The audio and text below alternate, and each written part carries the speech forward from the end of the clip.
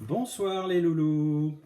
Alors voici une nouvelle histoire. C'est l'histoire de 888. Il était une fois, par un bel automne, un oiseau sur un fil électrique. Cet oiseau semblait plus petit que ses congénères, et il était toujours isolé. Les autres oiseaux voletaient tous ensemble en grands groupes qui zigzaguaient à toute allure dans les rues de la ville et crochetaient au-dessus des mares, des rivières, du fleuve, qui tout proche en babillant. 8. Mais pourquoi donc tant de voyages au-dessus de l'eau et autour des fermes?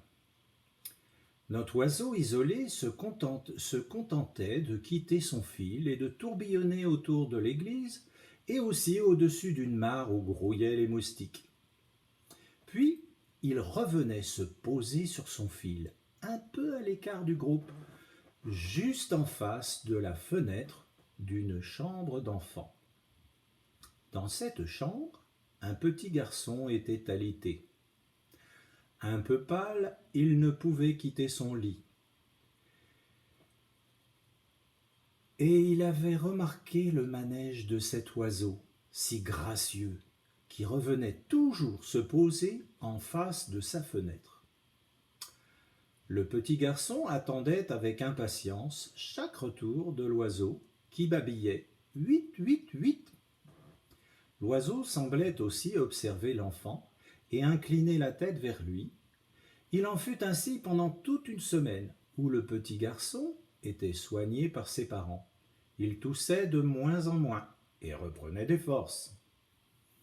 L'oiseau, de son côté, s'envolait de plus en plus souvent, en même temps que les autres, mais il revenait chaque soir en face de la chambre du petit garçon en babillant « 8. » À la fin de la semaine, le petit oiseau noir et blanc, à la gorge rouge, se mêla aux autres sur les fils électriques, et vers 9 heures du matin, quand le petit garçon ouvrit sa fenêtre, enfin guéri, il vit des centaines d'oiseaux, tout excités, volter, se reposer, et enfin, comme si un signal général avait été donné, tous les oiseaux s'envolèrent en même temps, enfin tous, sauf un seul qui resta quelques secondes de plus sur le fil.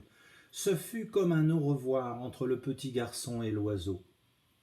Puis il prit son envol pour rejoindre la troupe qui tourbillonnait en semblant l'attendre dans un ciel bleu et un peu plus frais. Le petit garçon demanda à sa maman « Comment s'appellent ces oiseaux ?»